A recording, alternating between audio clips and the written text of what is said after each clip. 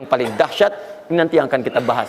Ada rizki bahkan yang belum dicari, dia sudah datang min haitsu la yahtasib, dari sisi yang tidak dia ketahui. Ya, nanti kita lihat dan kita buktikan dengan ayat-ayat. Ini yang disebut dengan mustaqarrah. Mustaqar tadi di Quran surah ke-11 ayat ke-6. Ini yang disebut mustaudaah. Ya, menyebar. Di mana dia tersembunyi itu? Hanya Allah yang tahu. Makanya antum kan beraktivitas kan? Ada yang berdagang, ada yang kerja jadi karyawan, jadi gini, di pengusaha macam-macam untuk mendapatkan apa? Itu yang menyebar ini. Ya. Dan menariknya antum kan minta kepada Allah, ya kan? Bahkan setiap dalam sholat. Coba lihat, Isa aja tadi minta 4 kali. Masih ingat nggak? Ya, coba duduk di antara dua sujud itu. Ya, antum baca apa? Rabbighfirli wajburni apa artinya warzuqni? Minta rizki tuh.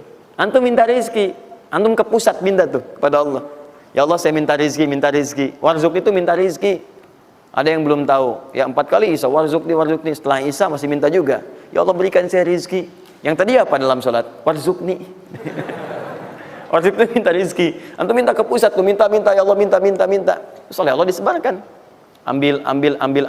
Cuman persoalannya yang kurang lengkap, kita nggak belajar bagaimana cara ngambilnya. Nggak tahu infonya, ini nyebarnya kemana aja nih. Yang paling repot itu adalah orang bikin usaha duluan. Usaha ini. Memang akan dapat. Cuma karena kita nggak tahu cara menyebarnya, maka masanya lebih lambat cara mendapatinya. Dan itu nggak terukur.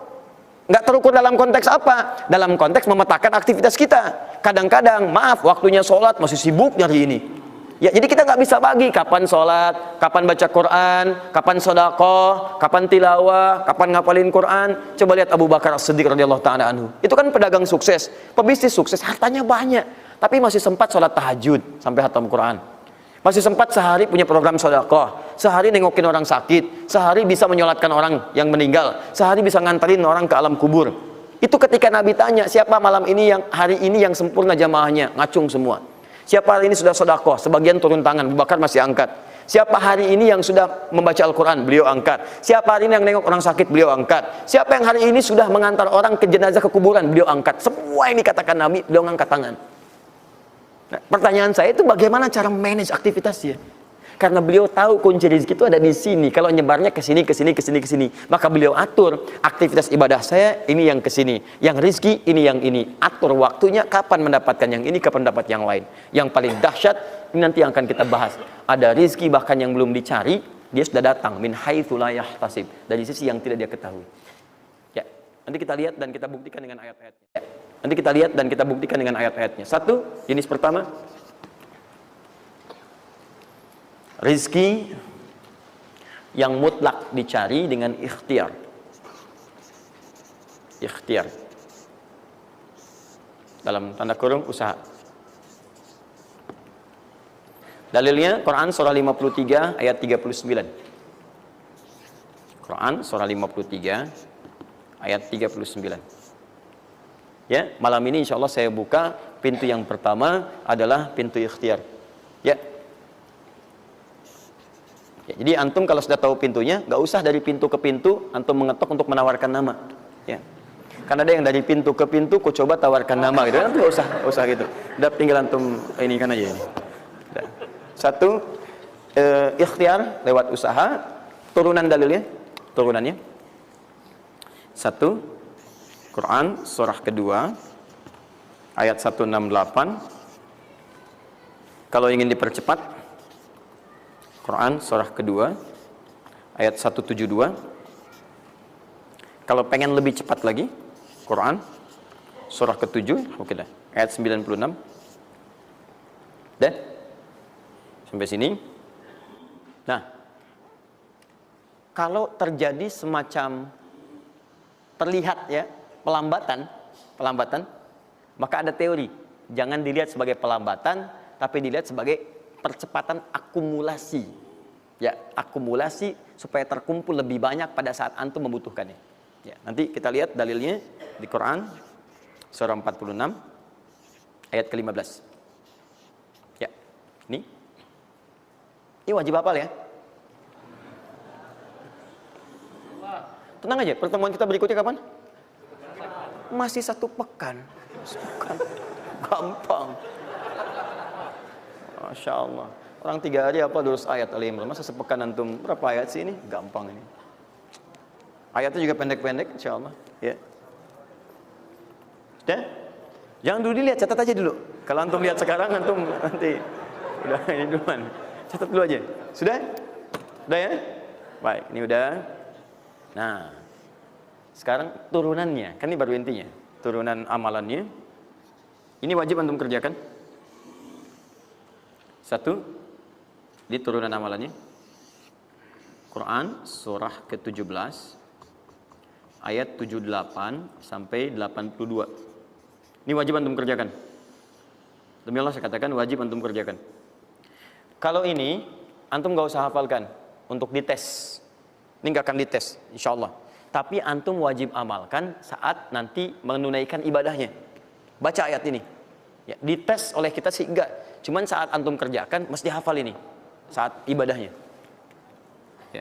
Karena antum akan baca dalam sholat. Ya. Sama aja dong katanya. Teruskan. Terus. Quran surah ke-73 ayat 1 sampai 20. Tidak akan muncul di ujian. Insyaallah. Dah? Teruskan. Quran surah ke-15 ayat 9.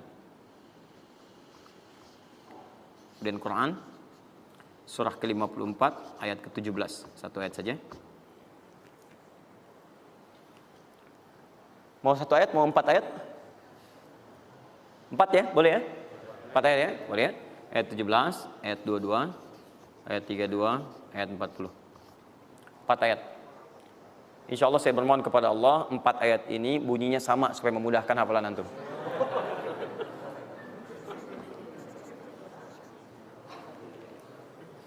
Lima. Sudah? Tahan.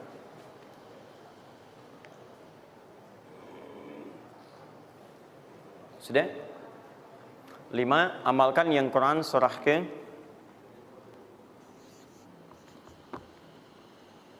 51 ayat 18. Ini untuk mempercepat pengabulan doa. Jadi kalau antum minta seketika. Sudah?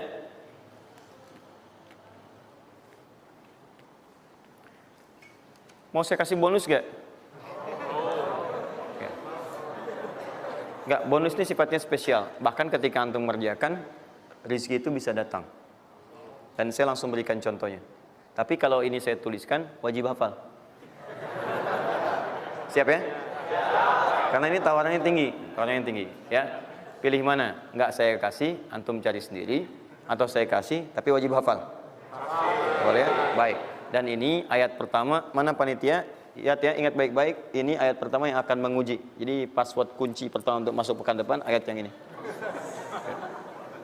Quran, surah ketiga Ali Imran, ayat 35 sampai 39.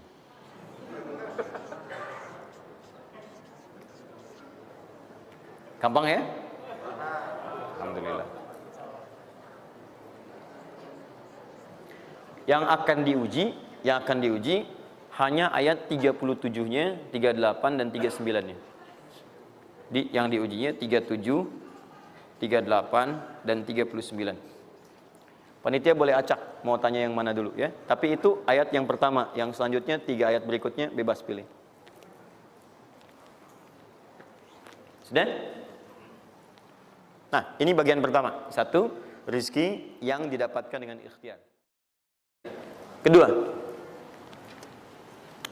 rizki yang didapatkan dengan bersyukur.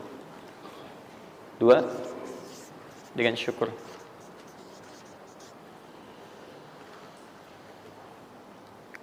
Dalilnya Quran surah ke-14 ayat 7. Quran surah 14 ayat 7.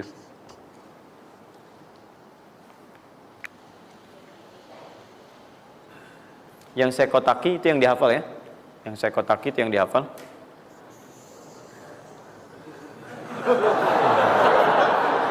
Iya.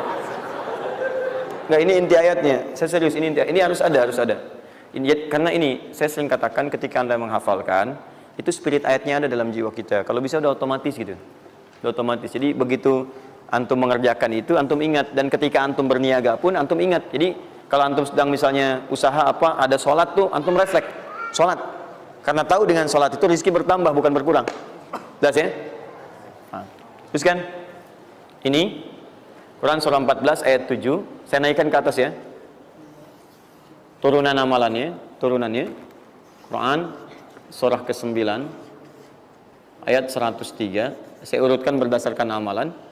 Dan Quran surah 9 ayat ke-60.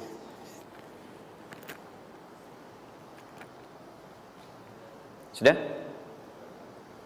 Ingat, bahkan Allah langsung menamai ibadah ini dengan ibadah yang sifatnya bisa menambah rezeki. Cuman kadang orang nggak sadar, taunya diambil. Tapi kalau pengertian secara bahasanya sebetulnya bukan berkurang, nambah malah. Nambah. Cuman orang tuh nggak sadar ketika dia mau ditambah rezekinya, dia malah nggak mau. Karena merasanya diambil, dikurangi. Ya, nanti kita akan lihat. Jangan lu dibuka ayatnya, Pak. Ya, itu saya. Nah, tawaran saya yang kedua nih. Ya, ini kan tadi tawaran pertama. Mau nggak saya kasih bonus lagi? Nah, saya serius. Ketika Anda kerjakan, penambahannya langsung minimal 700 kali lipat nilainya. Mau? Alhamdulillah. Sama, ini 3, ini pun harus 3. Ya. Quran surah kedua ayat 261 sampai 263. Nah, ini saya kotakin.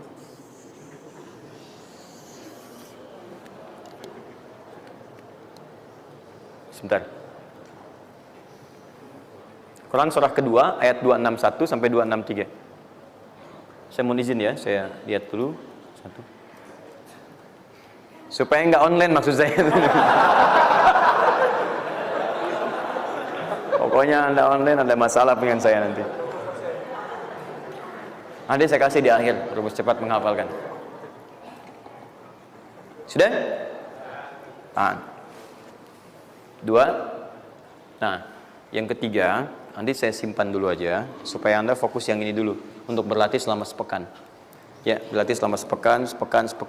Supaya nanti, karena yang ketiga ini lebih cepat lagi.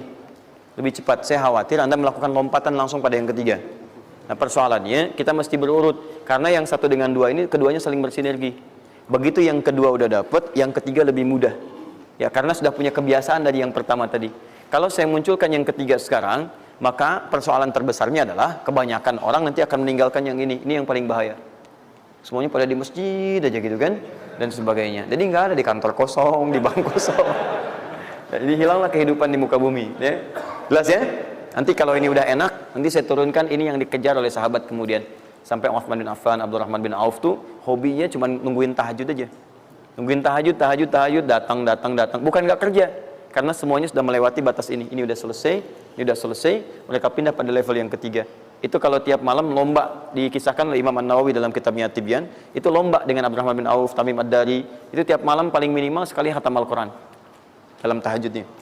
Tapi dahsyatnya, besoknya, sekiannya itu selalu datang. 60, kalau kita sekarang 60 kontainer datang, isinya emas, perak, berlian, macam-macam. Ya, kebayanglah kalau ke PTM datang 60 kontainer isinya. Emas, perak, makanya nggak ada yang dikasih. Lihat sini, sudah? Saya mulai ya. Nah, ini saya harus selesaikan ini. Kita sepakat dulu sampai jam berapa kita? Oh enggak, kalau Anda mau sampai jam 12 silakan saja. Saya setengah 10 selesai lah. Karena ini pembuka ya, pembuka. Ke depan kita akan lebih kompleks karena saya pengen ini dicoba sampai sepekan. Nanti akan melahirkan perubahan. Karena ke depan kita akan bicara tentang riba, tentang macam-macam ya. Itu perlu lebih fokus lagi. Ini yang dasar untuk sepekan dulu. Siap ini ya? Yuk kita mulai. 1. Rizki lewat ikhtiar atau usaha. Saya boleh teman-teman sekalian buka ini ya? Ini udah? Ya. Udah. 1 yang lewat usaha itu ikhtiar. Ya, buka Quran surah 39, Quran surah 53 ayat 39. An-Najm ayat 39. Wa allaysa lil insani illa ma sa'a. Wa allaysa lil insani illa ma sa'a. Wa allaysa lil insani, bahkan setiap manusia itu, awas, illa ma sa'a, akan mendapatkan rizki akan mendapatkan hasil dari apa yang telah ia usahakan dengan sungguh-sungguh. Jadi kalau Anda ingin mendapatkan apapun, mau dapat pahala, dapat rezeki, dapat ini, dapat itu, maka semua bergantung yang pertama pada tingkat kesungguhan usaha Anda. Usaha yang serius, yang sungguh-sungguh disebut dengan sa'a, yas'a, sa'yan. Sa'a, yas'a, sa'yan.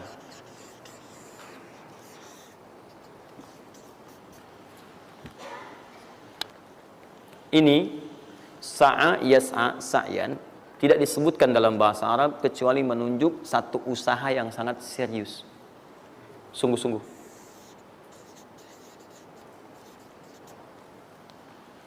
Rizki yang pertama ini sifatnya kata Al-Quran, langsung Allah yang menyampaikan.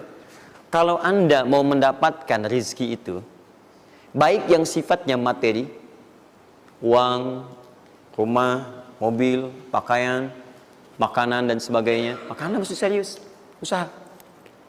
Usaha yang serius. Saya belum bicara bagaimana cara usahanya, tapi Quran ingin membangun komitmen dulu. Anda mau usaha enggak? Anda usaha, saya kasih kata Allah. Jadi kalau Anda enggak usaha, enggak akan turun rezeki. Ya, enggak ada rezeki turun dengan cuman diam aja, enggak ada. Anda mesti usaha.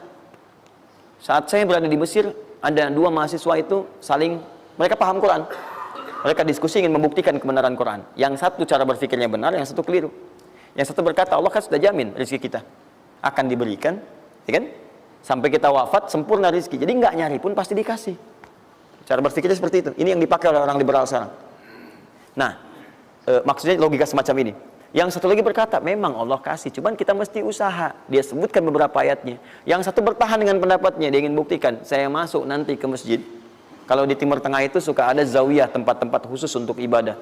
Dia masuk ke dalamnya, sembunyi di belakang meja. Nah, di masjid itu suka ada muhsinin, para donatur, yang itikaf kasih makan, kasih makan. Hari pertama semua dikasih, dia tidak, karena ngumpet. Karena perjanjiannya nggak boleh ada usaha apapun. Hari kedua, dia masih ngumpet, nggak dikasih. Semua dikasih yang ada. Hari ketiga, sudah lapar sekali, sudah nggak tahan. Begitu udah dikasihkan, yang muhsinnya tanya, hal min akhar, ada lagi yang lain nggak?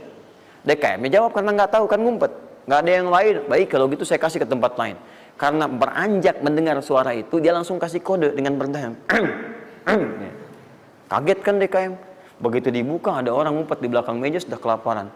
Akhirnya dia ada orang satu lagi di sini, langsung dikasih bagiannya sampai dengan 3 bungkus. Begitu dikasihkan itu, teman yang kedua tadi yang mengatakan mesti ada usaha, langsung mengejar pada teman yang bersembunyi. Dan dia katakan, kan saya bilang dari awal, rezeki itu mesti dicari, walaupun dengan sama. Saya juga sama, Ustadz pemateri misalnya kan, begitu kehausan ya, dia kan, misal panitia datang, macam-macam lah. Misal tuh. Enggak, itu contoh. Saya nggak biasa ceramah sambil minum. Ya.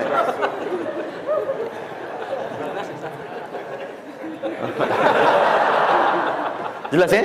Nah, jadi prinsip yang pertama, kita harus punya komitmen yang kuat dengan Allah. Kata Allah, kerja ya kerja. Kata Allah, usaha ya usaha, jangan diam. Di usaha itu sepanjang keluar yang disebut usaha dari dalam tubuh kita, kaki melangkah, tangan bergerak gitu kan, kemudian mulut berbicara, bersuara, atau telunjuk menunjuk aja, ada usaha, rezeki turun. Apa butuh pembuktian lagi? Tuh lihat di beberapa belokan-belokan tuh, cuman orang begini aja, prit, 1000, makasih Pak, 2000, makasih bos, kan? 5000, paman. Om. Jelas ya? Paham ya? Nah, ini yang pertama, usaha yang serius. Nah, ini langsung dicontohkan oleh Allah. Bahkan kalau Anda serius,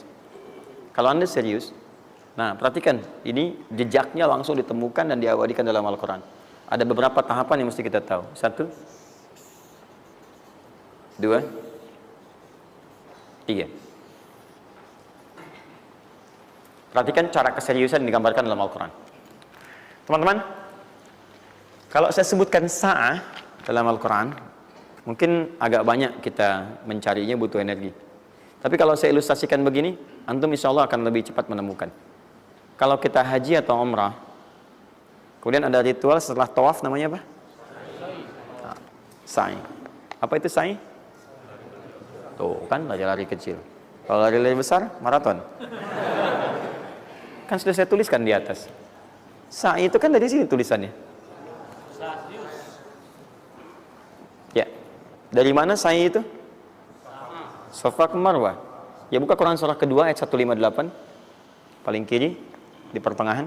Innas safa wal marwata min sya'airillah. Faman hajjal bait aw i'tamara fala junaha alaihi ay yattawafa bihima. Man tatawwa khairan innallaha syakirun alim. Lihat sini. Ibadah ini kenapa dinamakan dengan sa'i? Dan sementara orang sekarang agak kurang tepat menerjemahkan dengan lari-lari kecil. Dalam bahasa Arab lari kecil bukan sa'i. Dalam bahasa Arab lari-lari kecil itu bukan sa'i. Ingat baik-baik kalimat ini. Kenapa dinamakan dengan sa'i? Karena di tempat ini pernah ada satu sosok yang sangat bersungguh-sungguh untuk berusaha. Sangat serius. Untuk mendapatkan rizki dari Allah Subhanahu wa ta'ala. Sosok ini datang, diantarkan oleh suaminya. Kemudian ketika diantarkan, ternyata ini yang paling menarik. Ini yang saya berikan 3 panah ini. Diabadikan kisah ini di Quran surah ke-14 ayat ke-37. Pertama diantarkan. Ya, begitu tiba suami istrinya dengan anak yang baru lahir, tiba-tiba langsung bermohon kepada Allah. Perhatikan, bukankah Allah pemilik rezeki? Masih ingat tadi teori di awal? Pusat rezeki ada di mana? Baik. Nah, ini teman-teman sekalian, kaidah yang pertama. Kalau antum ingin berikhtiar berusaha, maka hal yang pertama dilakukan adalah mendekat dulu kepada pemiliknya. Mohon minta kemudahan, minta petunjuk, minta kenyamanan, minta keberkahan. Itulah sebabnya sebelum kita berangkat, kita sholat dulu. Sholat subuh, sholat fajar, menghadap, usahakan. Makanya Nabi setelah selesai sholat, itu selalu meminta kepada Allah diberikan petunjuk mendapatkan rezeki. Ya, yang di Ibnu Majah nomor hadis 925 itu, Allahumma inni as'aluka ilman nafi'a wa rizqan thayyiba wa amalan mutaqabbala. Minta. Kalau dalam bahasa kita, ya Allah berikan saya hal yang bermanfaat, ilmu bermanfaat dan rezeki terbaik di hari ini. Minta. Nah, begitu sampai beliau bermohon pada Allah, Rabbana inni askantu min dzurriyyati biwadin ghairi dzi zar'in inda baitikal muhram. Perhatikan ya. Ya Allah, saya bermohon kepadamu, engkau yang merawat kami, memerhatikan kami, memberikan rezeki kepada kami. Sifat rububiyah yang disebutkan namanya Rabb. Begitu meminta kepada Allah, ya Allah sekarang saya diperintahkan olehmu sebagai tawadu. Nabi Ibrahim mengatakan, saya menempatkan sebagian keturunan saya, istri saya, anak saya di satu tempat yang sangat gersang. Enak bayang nggak? Tempatnya gersang, gunung-gunungnya itu batu-batunya itu rapat luar biasa, kerasnya luar biasa, dan nggak ditemukan sumber air di situ. Artinya ini kondisi yang paling dalam lah, ya. Kondisi yang paling sulit didapatkan. Jadi selevel tumbuhan pun nggak ada. Jadi saya mau katakan begini, lihat ya. Anda pergi ke satu tempat, Anda berusaha tuh masih ada, Google-nya ada, bangunannya ada, kendaraan ada, modal ada, tinggal kelihatan semuanya jadi aktiva semua tuh. Tinggal kita olah aja. Ada orang yang pernah mendatangi tempat yang semuanya nggak ada bahan-bahannya. Bayang ya? Kosong. Tuh, saya pernah satu kali waktu ada krisis itu, beberapa ke belakang, itu semua showroom macam-macam itu pada jatuh. Dan saya diundang ke Hyundai untuk ngasih motivasi, ngasih training. Pertama kali saya dibawa itu, teman-teman sekalian, saya dibawa ke showroom mereka, selapangan tuh, isinya mobil semua. Mobil, apa perkataan pertamanya? Kata manajernya, Ustaz, itu biasanya kami kosong nih. Sekarang banyak seperti ini katanya. Mohon nanti diberikan gambaran seperti apa kami mesti semangat macam ini. Saya bilang, Pak, Bapak itu luar biasa ya. Tahu nggak Pak, orang yang pertama kali menemukan mobil, jangankan mobil begininya, bahannya aja susah nyarinya. Masuk kemudian ke showroom aja nggak ada, di belakang rumahnya cuma otak-atik jadi bahan macam-macam, jadi yang sederhana. Ya dari situ aja jadi mobil. Bapak sekarang udah ada mobilnya, tinggal dipasarin aja.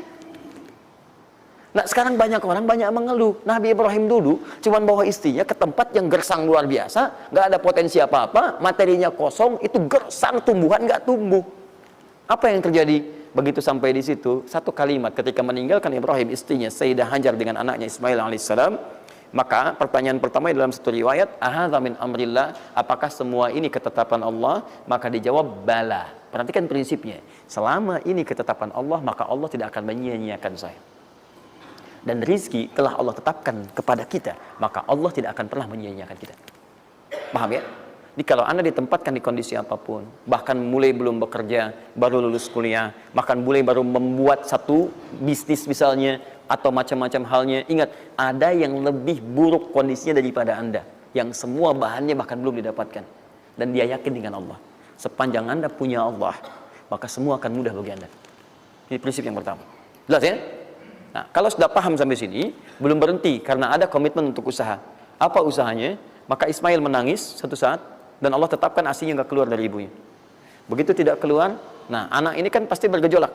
Tangan bergerak, kaki bergerak, disimpan di bawah.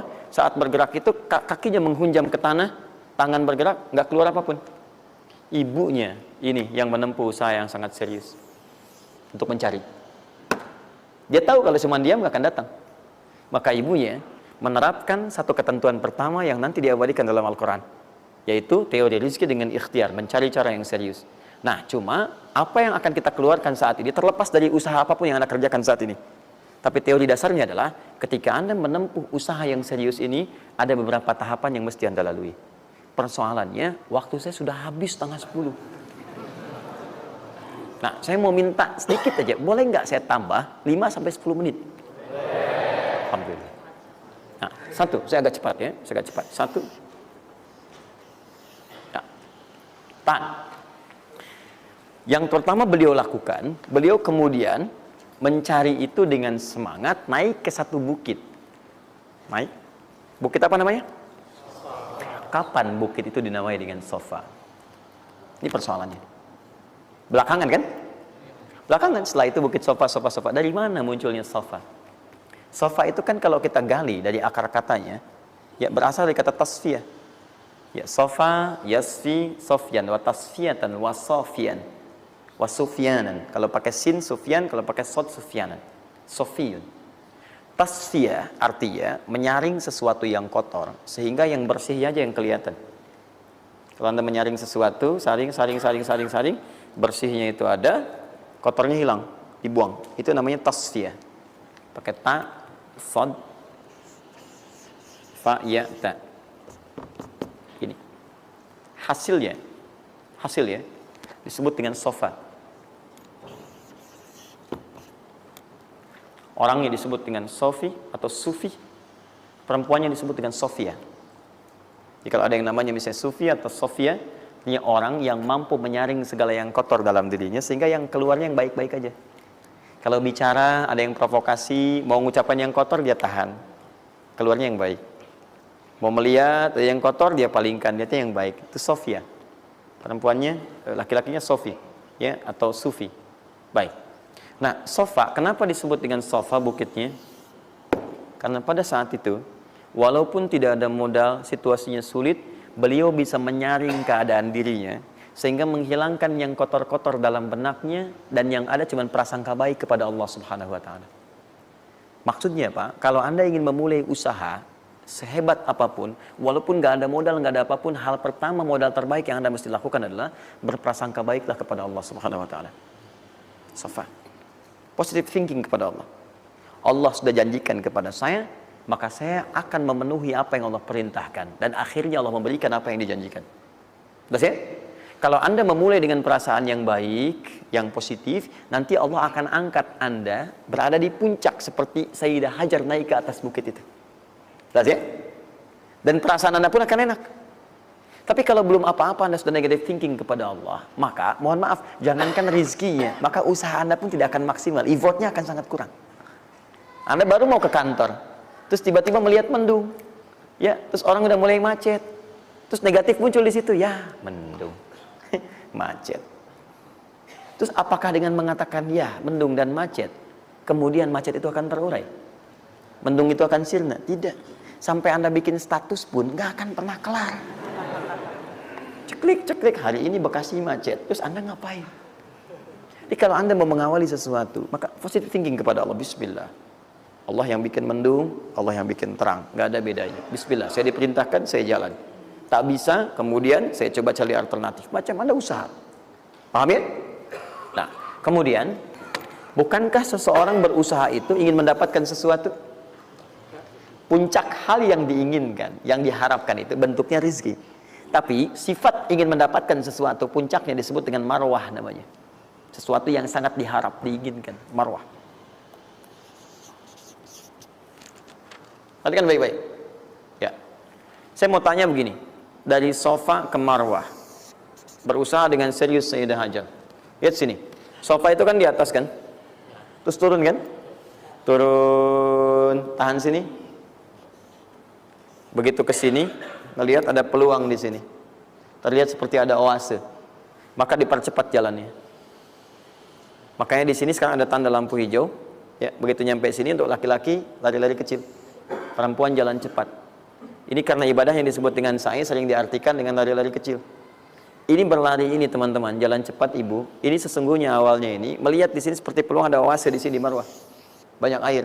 Maka dipercepat jalannya. Sampai di batas ini ragu lagi. Betul nggak ya? Apa cuma fata morgana? Tapi yang paling dahsyat adalah dia memastikan dengan ikhtiarnya. Saya mesti pastikan dulu, jangan menduga-duga.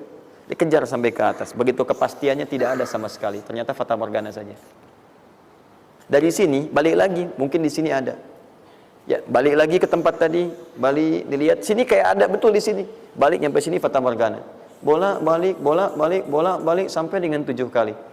Ya, dari sini ke sini 1. Sini ke sini 2. Ini 3, 4, 5, 6, 7. Ingat, Safa selalu genap, Marwah selalu ganjil. Kalau Anda umrah, kemudian tiba-tiba Anda merasa berakhir selesai, tapi posisi Anda di Safa kemungkinan cuma 2. Kalau bukan Anda kurang baru 6 kali, atau Anda terlampau soleh 8 kali. Pasti di sini. Nah, apa hikmahnya? Proses ini disebut dengan sa'i. Perhatikan baik-baik. Tahan, fokus. Ketika Anda berusaha teman-teman, maka mulailah dengan berpositive thinking kepada Allah. Tapi ingat, usaha Anda tidak akan selamanya ada di atas. Mungkin suatu saat akan turun. Kan? Mungkin Anda ada di puncak. Mungkin suatu saat Anda turun. Mungkin kadang ada di puncak. Kadang stabil aja. Tapi kalau Anda melihat peluang, cepat kejar selama peluang itu baik. Itulah yang dimaksud dengan kompetisi yang sehat. Anda dapatkan kejar. Ada tender, ikut tender dengan cara yang baik, cara yang normal. Ikut. Kalaupun bukan rezeki Anda, nggak ada masalah. Dan jangan pernah macam-macam lah. Saya dah ajar kan nggak pernah nyogok sama malaikat. Malaikat cepat sini dah gitu. Saya kan di sini Nabi gitu kan.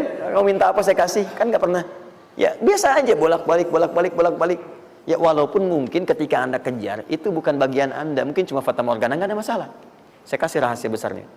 Sepanjang Anda betul-betul ikhtiar dilakukan karena Allah, maka perhatikan baik-baik. Kadang-kadang Allah seakan menunda apa yang menjadi hak Anda, bukan ingin menunda dan membiarkan Anda tidak mendapatkan sesuatu, tapi ingin memberikan semua nikmat secara sempurna. Karena di atas itu ada nikmat pahala, ada nikmat doa, ada nikmat istighfar, ada nikmat usaha, dan nikmat hasil yang tiada terputus. Tidak terputus. Lihat sini. Kalau antum sehari berusaha, nggak dapat apa-apa. Memang, mohon maaf, hasilnya belum dapat diraih. Belum dilihat tuh. Tapi bukankah pada saat itu, doa antum akan bertambah? Bukankah malamnya salatnya nambah? Tahajud? Bukankah di situ kadang-kadang kita istighfar? Ya Allah. Teman-teman, bukankah istighfar menggugurkan dosa? Bukankah berdoa menambah harapan, mengakumulasikan sesuatu? Bukankah tahajud menambah pahala lagi? Kadang-kadang yang diinginkan oleh Allah pertama kali bukan dunia dulu. Ketika Allah mencintai seorang hamba, dia akan berikan pahala akhirat dulu. Karena dunia itu sifatnya sementara. Hei fulan, kamu kemana aja? Kemarin kamu jauh dari saya, baru sekarang kamu pikir dekat dengan saya. Saya nggak pengen kasih dunia dulu, dunia itu kecil. Kalaupun di seekor sayap samuk sebelahnya, sebelah sayap nyamuk ada dunia itu ada nilainya, saya kasih buat kamu deh, nggak ada nilainya. Ya, karena itu saya ingin kamu akhirat sempurna dulu. Saya ampuni dulu dosa-dosa kamu yang kemarin. Begitu sudah diampuni, hari kedua istighfar lagi diampuni, saya kasih pahala yang banyak. Begitu pahala udah dapat, dosa udah diampuni, baru dunia diakumulasikan. Karena hukum dunia itu, kalau antum usaha akan terus diberikan. Jadi nggak ada yang nggak dikasih. Jadi kalau antum sehari bekerja ini, kelihatannya nggak dapat apa-apa. Bukan nggak dapat apa-apa, disimpan untuk diakumulasikan.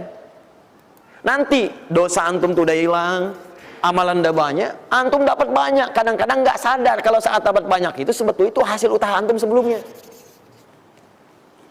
Itu teorinya begitu. Ya, jadi nggak ada yang nggak dapat apa-apa, semua akan dinilai. Sepanjang antum bergerak dikasih, dan antum buktinya hidup juga. Sampai ke hari itu kan masih hidup, bisa makan juga di hari itu, bisa beraktivitas juga, sehat juga dan sebagainya. Belum dapat apa. Makanya kata Nabi, yang hari itu ada makanan, dia orang kaya sebetulnya. Kalau besok masih ada lagi, kaya banget. Antum sampai sebulan masih ada cadangan. Ini kenapa kita mesti berkeluh kesah? Dan belum tentu hidup juga sampai besok. Yang tuh mau ngumpulin apa? Nah, maka prinsip yang terbaik adalah ketika antum berikhtiar, ikhtiar usaha yang maksimal. Tapi jangan khawatir kalau antum kerja sehari nggak dapat, 2 hari belum ada usaha. Jangan khawatir teman-teman sekalian. Rumus yang mengatakan semua ketika badan bergerak maka rezeki dituliskan untuk keluar. Tapi kadang-kadang ada yang Allah inginkan lebih besar dari apa yang Anda harapkan. Apa yang Allah harapkan ikutkan ke situ maka Anda akan mendapatkan akumulasi bagiannya. Itu yang dilakukan oleh Sayyidah Hajar. Begitu beliau kemudian naik ke Marwah, nggak dapat. Naik ke Safa, nggak dapat. Apa pernah tertuliskan dalam riwayat sedikit aja Sayyidah Hajar mengeluh? Tunjukkan kepada saya, kitab mana yang pernah menunjukkan riwayat ketika bolak-balik itu, kemudian Sayyidah Hajar berkata, "Ya Allah, saya kan istri Nabi, saya kesini memenuhi perintahmu, ya Allah. Ini udah capek, kenapa belum turun juga?" Pernah nggak? Kedua, ketiga, keempat, kelima, sampai ke yang ketujuh. Begitu sampai di Marwah, baru kemudian diakumulasikanlah itu. Apa yang terjadi? Ibunya yang usaha bolak-balik. Airnya keluar dari mana? Anaknya, kakinya kemudian menghentak lagi. Tiba-tiba keluar air dari situ. Pertanyaan saya, ibu yang lebih tahu di belakang. Kan kalau anak itu sedang haus, pasti tangan kakinya bergerak kan? Kenapa saat pertama disimpan bergerak, airnya keluar? Sudah 7 kali bolak-balik, baru air keluar. Silakan lihat riwayatnya. Pada hentakan itu, ketika 7 kali ibunya bolak-balik, malaikat mengepakkan sayapnya. Itu yang menghantam air dan keluar air. Malaikat yang ditugaskan Allah memberikan rezeki namanya Mikail. Itu ada di Quran surah kedua ayat ke-98. Ya, man kana aduwwan lillahi wa malaikati wa rusuli wa jibril wa mikail. Mikail. Di antara tugas Mikail oleh Allah ditugaskan untuk memberikan rezeki. Yang paling menarik, perhatikan baik-baik. Begitu airnya keluar, ibunya sedang di Marwah, sedang berdoa nih. Makanya kalau sa'i di sofa ngadep ke kiblat berdoa dulu, ke Marwah ngadep ke kiblat berdoa dulu. Begitu sedang berdoa nyampe ke Marwah yang ke-7, anaknya lebih kencang menangisnya. Ibunya mendengar suara nggak biasa, dikejar ke sini. Begitu kejar ada air. Apa kata ibunya? Lihat kalimatnya. Zam, zam, zam, zam. Ibunya tidak mengatakan ijma, tapi zam, zam, zam, zam. Zam itu artinya kumpul jangan berhenti, kumpul jangan berhenti, kumpul jangan berhenti. Sampai sekarang air itu tidak pernah berhenti. Perhatikan bagaimana akumulasi pekerjaan seorang ibu yang sangat serius menghasilkan rezeki bukan hanya untuk dirinya, untuk anaknya, cucunya, cicitnya, dan berganti generasi sampai kita sekarang. Kita aja ke zaman Nabi Muhammad, itu teman-teman sudah lewat 15 abad. Nabi Muhammad ke Nabi Ismail 29 generasi. Satu generasi bisa ribuan tahun. Nabi Muhammad ke Nabi Musa aja 2000 tahun, ke Nabi Isa 600 tahun. Sekarang ke Nabi Ismail 29 generasi. Muhammad bin Abdullah bin Abdul Muttalib bin Hashim bin Abdul Manaf bin Qusay bin Murrah bin Kilab bin Ka'ab bin Ghalib bin Fihir bin Malik bin Nadar bin Kinana bin Khuzaimah bin Mudrika bin Ilyas bin Salam bin Nizar bin Mudar bin Ma'ad bin Addan bin Adi bin Adri ya bin Muqawwam bin Nahur bin Tari bin Ya'rub bin Yasub bin Nabit bin Ismail alaihissalam. 29 generasi. Yang bisa mengulang 29 ini saya bebaskan paspornya untuk menghafal Quran di pekan depan. Silakan. Boleh, silakan. Tapi kalau salah satu tambah 1 ayat. Jelas? Terakumulasi, maka boleh jadi kita berusaha bekerja sehari belum dapat, 2 hari dagang belum dapat, tenang. Begitu antum 3 hari, tiba-tiba dagangan diborong habis. Itu sebetulnya usaha antum yang sebelumnya. Tapi antum dapat bonus ampunan dosa, pahala, macam-macam. Maka jangan mengeluh. Dan jangan pernah antum sekali-kali, awas ya, awas, mengeluarkan kata-kata yang seakan-akan Allah menghentikan rezeki antum. Maka disitulah kesulitan paling sulit akan antum awali. Ya Allah, apa engkau nggak sayang dengan saya? Saya perlu usaha apa lagi? Kenapa belum diberikan juga? Dan sebagainya. Itu kadang-kadang membuat seseorang kalau sudah kehilangan arah seperti itu sampai meninggalkan agamanya. Itu yang paling fatal. Paham ya? Quran surah ke-14 ayat 7. Nah, tadi Quran surah ke-9 ayat 100 berapa tadi? 3. Quran surah 9 ayat berapa tadi? 60. Yang bonusnya jangan lupa masih di dalam kotak. Quran surah kedua ayat 261 sampai pinter. Ya, alhamdulillah. Kotak wajib dihafal.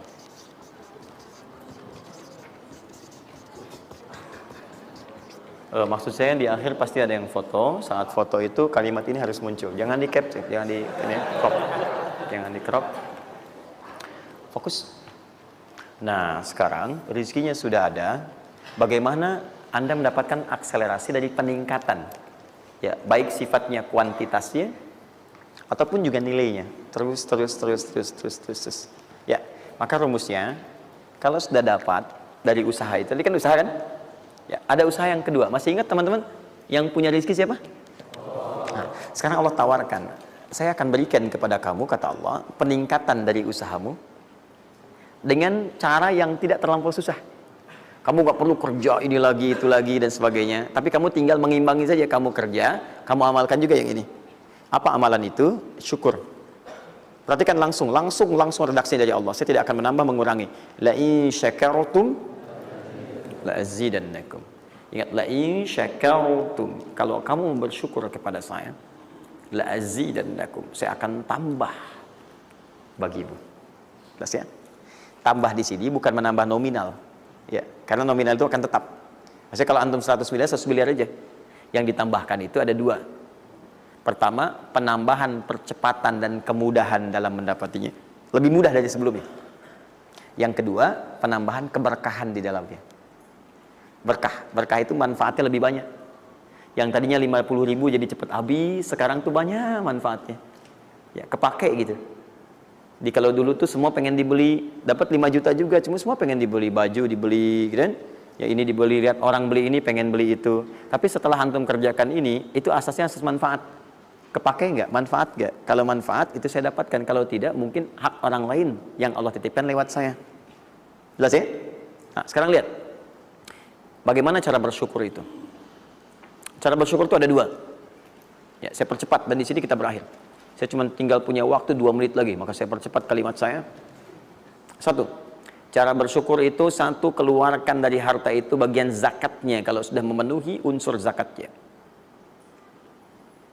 Keluarkan dari bagian harta yang didapatkan, kalau antum bekerja dapat gaji, dapat macam-macam, masuk nisabnya, muncul haulnya, kaidah pertama keluarkan. Dah, keluarkan. Tidak usah mikir, nggak usah macam-macam. Dah, 2,5% keluarkan. Itu 2,5% itu paling minimal. Kalau mau 5% keluarkan. Ingat rumusnya, kenapa disebut zakat? Di antara makna zakat itu adalah annama, sesuatu yang berkembang, nambah. Ya. Zakat itu ada at-tahara, ya, an-numu, ya, sesuatu yang berkembang. Di dalam bahasa Arab sekarang investasi disebut dengan an-nama wal istifmar, sesuatu yang diinvestasikan. Jadi ketika Anda zakat sebenarnya bukan mengurangi harta, menginvestasikan harta untuk ditambah. Minimal 10 kali lipat dari sebelumnya. 10 kali lipat. Jadi kalau Anda misalnya keluar zakat, taruhlah misalnya 25 juta, ya, Anda dapatkan. Terus 2,5% diambil dari situ berapa? 2,25, ya, 2 juta 2,5. Anda keluarkan tuh. Maka Anda pada hakikatnya sedang melipat gandakan harta Anda 10 kali lipat dari sebelumnya. Di Anda akan dapat dari situ 22,5 juta. Bentuknya bisa macam-macam. Ingat, rezeki itu kan bukan hanya uang. Tadi saya katakan. Ya, bisa jadi proyek baru datang nilainya segitu. Bisa jadi apa lagi? Bisa jadi dijaga kesehatan, nggak sakit selama sebulan. Biasanya cek lab ini itu dan sebagainya, ya kan? Kolesterol macam-macam habisnya segitu. Bulan itu nggak ada apa-apa. Terus Anda berkata, alhamdulillah nih sekarang saya kelihatan sehat, gini-gini, hasilnya positif. Padahal Anda itu dihasilkan lewat zakat, lewat macam-macam. Nah, misalnya nggak ada konflik, nggak ada masalah di hari itu, yang kalau diselesaikan nilainya 22 juta. Masa marah dengan istri macam-macam. Mama kenapa sih ma gini-gini? Papa mau damai. S9 Note. Wah, beli S9 Note, harga 15 juta. Ya, tambah lagi 7 juta. Laptopnya misalnya kan, dan sebagainya. Misal, habisnya segitu juga. Jadi dijaga oleh Allah, mendapatkan penambahan, bisa berupa langsung nilainya, nominalnya, dapat proyek yang lain, atau dijaga untuk mendapatkan yang non-materi tadi. Paham? Maka, saya katakan pada Anda, kalau sudah ada kewajiban zakat, maka jangan terpikir menunda. Cepat berikan saat itu, maka seketika Allah akan lipat gandakan apa yang Anda telah usahakan itu. Jelas? Jadi yang pertama, kalau sudah ada kewajiban zakat, cepat ambil. Bahkan, nah ini saya mau ambil komitmen. Saya mau ambil komitmen. Siap mengikuti ini? Siap berkomitmen insya Allah? Bahkan Allah langsung meminta kepada yang punya otoritas atau juga teman-teman di sampingnya untuk saling mengingatkan. Bahkan kalau punya otoritas langsung ambil. Saking inginnya Allah harta orang itu tuh terus bertambah. Maka turunlah Quran surah 9 ayat 103. Khudh min amwalihim sadaqah tutahhiruhum wa tuzakkihim biha. Muhammad, kalau dia lupa atau yang lain, ambil aja deh. Ambil aja. Ambil dari harta dia itu kalau sudah mencapai nasabnya. Nisabnya sudah ada, haulnya sudah sampai, ambil. Apa tujuannya? Sedekah. Perhatikan, zakat disebut dengan sedekah. Sedangkan sedekah tidak disebutkan dalam rumus bahasa kecuali kullu ma'rufin sedekah. Semua yang baik-baik disebut dengan sedekah. Kata Allah, saya ambil itu bukan ingin mengurangi kamu, tapi ingin membuat kebaikan untukmu. Apa kebaikannya ya Allah? Wa tuzakkihim. Tuzakki dari kata zakah yang punya arti dua tadi, menyucikan jiwa, plus yang kedua menambah apa yang telah kamu dapatkan itu. Jadi kamu tuh jangan nanti kotor hati kamu karena terlampau banyak ini, fokusnya ke situ banyak tapi kamu nggak pakai. Maka saya biarkan kamu dengan mengeluarkan zakat itu supaya bersih hatimu, punya nilai berbagi dan tidak terlalu bergantung kepada harta dunia yang kamu akan tinggalkan kelak. Dan yang paling dahsyat, kalau kamu kerjakan, saya tambah kemudian kualitasnya, saya tambah keberkahannya, bahkan saya permudah untuk mendapatkannya. Jelas sampai sini? Bonus yang ini, nah, peningkatannya lebih dari yang pertama, 700 kali lipat. Ini minimal 700 kali lipat. Apa itu secara singkat? Infak.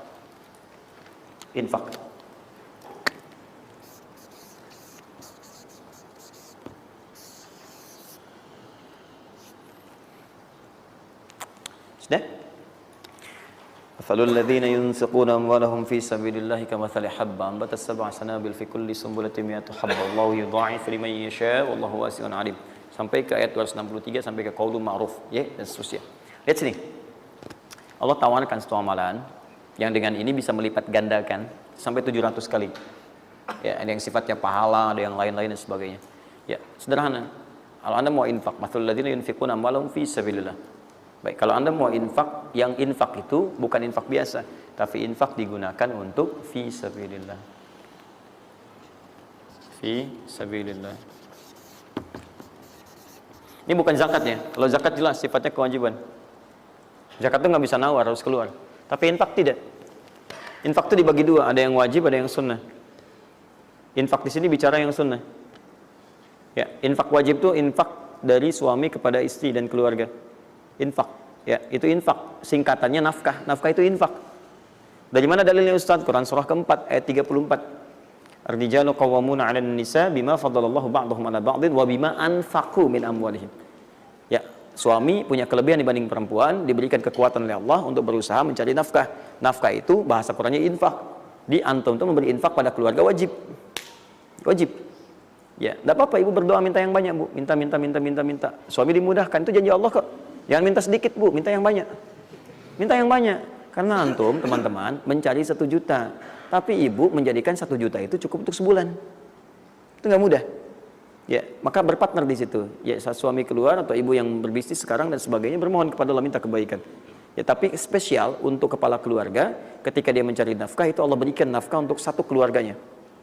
Ya, kalau ibu yang punya hobi bisnis dan bukan pencari nafkah, itu yang diberikan cuma rezeki ibu aja di situ.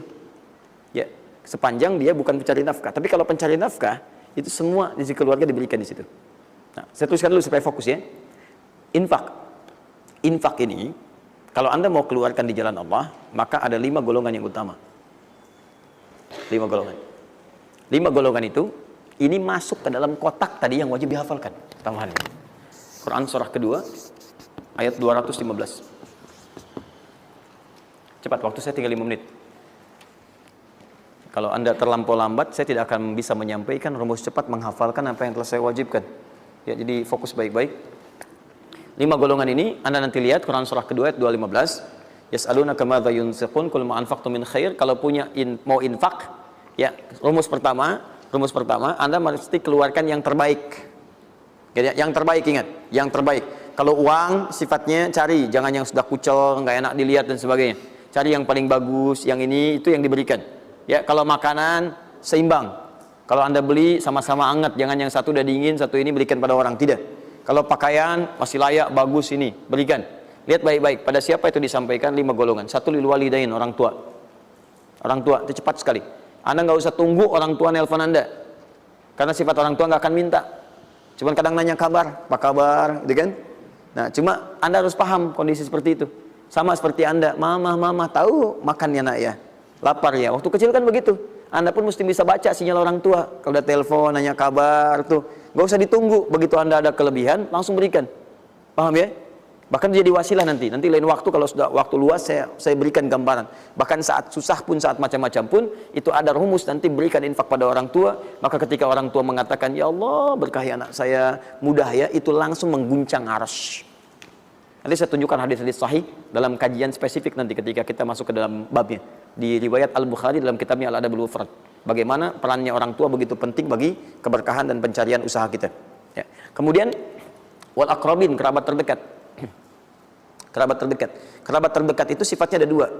Bisa kekeluargaan. Ya, keluargaan, anak paman, bibi, ya ponakan macam-macam dan sebagainya. Ya, kemudian bisa juga tetangga kita nih yang samping-samping. Akrobin, yang paling dekat dengan kita. Mereka itu sangat menentukan. Kalau antum nggak perhatikan, berbahaya juga bagi kehidupan antum. Antum sukses di kantor, tapi nggak perhatian sama tetangga. Begitu ada maling macam-macam, malah didorong tuh sama tetangga. Biarin aja, habisin. Bukan, memang nggak pernah perhatian sama kita, biarin aja gitu kan. Nah itu kan yang repot ya. Wal yatama, anak yatim 3. Yatim itu cepat sekali. Tapi jangan berlebihan. Ya nanti saya tutup lah. Yatim wal masakin, orang miskin. Wabnis sabil, orang yang kesulitan di jalan. Ya, orang yang kesulitan di jalan. Anak siapapun dia, sepanjang dia sedang kesulitan, sifat orang kesulitan itu kalau dibantu, maka suara dia itu akan langsung memberikan jawaban kepada Anda. Jelas ya? Baik, tahan sini, tahan. Fokus teman-teman. Termasuk Ibnu Sabil di situ nanti, itu ada yang diartikan dengan orang-orang yang semacam belajar. Ya, kalau di luar itu banyak yang kayak ngasih beasiswa ke orang yang belajar, yang sebagainya. Ada yang pengajar, ada yang macam-macam. Itu cepat juga itu. Nah, mempraktekkan kelima itu pakai rumus yang ini yang tadi, yang 261, 263. Lihat ya, lakukan karena Allah, bukan karena yang lain. Paham ya? Dan melakukan karena Allah itu diarahkan untuk mendekatkan diri kepada Allah. Lihat cara infaknya. Misal, antum ingin ngasih misalnya kan? Nih, saya mau ngasih pakaian yang Allah sukai. Kasih baju koko, kasih sarung, ya kan? Bisa kalau dia mau sekolah, kasih perlengkapan sekolah, berikan mushaf, berikan mukena, berikan macam-macam ya untuk misalnya biaya sekolahnya. Kalau bisa bergantung pada antum, sekolahkan ke tempat yang Allah sukai dan sebagainya. Itu cepat sekali investasinya. Dan pahalanya nggak akan berkurang, ngalir terus. Jadi kalau dia baca Quran, antum dapat pahala dan seterusnya. Dan itu sampaikan dengan cara yang bijak. Kalau sudah ngasih, saran saya lupakan. Jangan diungkit-ungkit, lupakan. Makanya bahasa Qurannya qaulun ma'rufun wa maghfiratun khairum min shadaqatin yatba'uha adza. Kata-kata yang baik ya dan maghfirah, permohonan ampun, maaf. Ya kalau nggak bisa ngasih minta maaf, langsung kemudian lupakan. Jangan diungkit-ungkit, jangan macam-macam supaya tidak hilang pahalanya. Begitu sudah itu dilakukan, itu lebih bagus. Bahkan saat antum nggak punya pun berkata baik lebih bagus daripada ngasih tapi seringkali diungkit-ungkit atau dengan kalimat yang tidak menyenangkan. Dikasih gitu kan? Aduh mas terima kasih ya sudah dibantu gini-gini. Gak apa-apa, itu kan rezeki cuma titipan dari Allah. Hak ibu juga, hak kita bersama. Ibu kan miskin misalnya. Itu paling gak enak. Nah. Dah cukup, saya tutup. Ini yang saya mohon maaf ya, mungkin teman-teman yang lain punya kebiasaan. Saya tuh kalau ada ulama atau yang lain baik, saya contohkan dari sana. Tapi kalau nggak ada atau ada pengalaman kita yang baik yang kira-kira tidak menghadirkan perasaan yang berlebihan, saya bagi, mungkin antum bisa ikuti. Nah, saya coba membiasakan yang orang-orang dulu biasakan, guru-guru saya biasakan, dan itu pengaruhnya sangat dahsyat. Kalau antum mau lebih cepat lagi, biasakan begini. Menerima pendapatan dari manapun, walaupun bukan gaji atau apapun, cobalah antum keluarkan dari situ, niatkan sebagai sedekah. Saya ulang ya, menerima berapa peser pun dari manapun pendapatan, coba antum keluarkan sebagai sedekah. Misal 2,5%, 5%, keluarkan aja. Bagi siapa. Demi Allah saya katakan, begitu antum kerjakan itu karena Allah, maka Allah akan merawat anda dan menjadikan dunia kecil bagi anda. Apapun yang anda butuhkan, ada dan kecil sekali. Dan anda sudah nggak melihat, nggak ada nilainya tuh dunia itu. Ya, jadikan kebiasaan itu. Kalau ada pakaian sudah anda pakai, datang lagi yang baru, ini yang lama kasih aja, yang layak dipakai dan sebagainya. Seperti itu biasakan. Begitu anda biasakan, nanti Allah jadikan kecil dunia bagi pandangan anda. Ada nilainya. Dah. Paham ya? Itu kalau antum mau ikuti silahkan, atau kalau mau bertahan di yang pokok silahkan. Saya sudah katakan, saya tidak akan menambah waktu lagi karena sudah jam 10. Pas 12 menit dari apa yang saya minta. Dan saya tutup dengan kalimat, kalau ingin dimudahkan menghafal ayat-ayat yang disampaikan, maka caranya cuma dua. Satu, yakinkan antum bisa menghafalkannya. Yakin, jangan ragu. Bisa. Yang kedua, anggap mudah. Pokoknya kalau sedang ada merasa susah, mudah. Bisa insya Allah. Ya, siap? Ya. Mudah atau susah? Yakin? Berapa ayat tadi? Sedikit. Itu banyak tuh jadi susah. Saya ulang, jangan pulang. Mudah atau susah? Mudah atau susah? Yakin? Nah, berapa ayat? Oh, luar biasa. Alhamdulillah. Baik teman-teman, saya kira cukup hari ini. Ini kita pembuka. Jangan khawatir sekali lagi, Anda yang tertinggal sudah saya siapkan. Ini ada 3 lembar. Insya Allah jadi panduan kita, bahkan jadi buku insya Allah. Ya. Kapan diberikan ini? Luar biasa. Baik ya. Subhanakallahumma bihamdika asyhadu an la ilaha illa anta astaghfiruka wa atubu ilaik. Wa akhiru da'wana alhamdulillahirabbil alamin. Wal 'afu minkum. Pintu masjid ini hanya ada 3. 1, 2, 3. Dan pekan depan pintu itu hanya dibuka dengan ayat-ayat Quran. Assalamualaikum warahmatullahi wabarakatuh.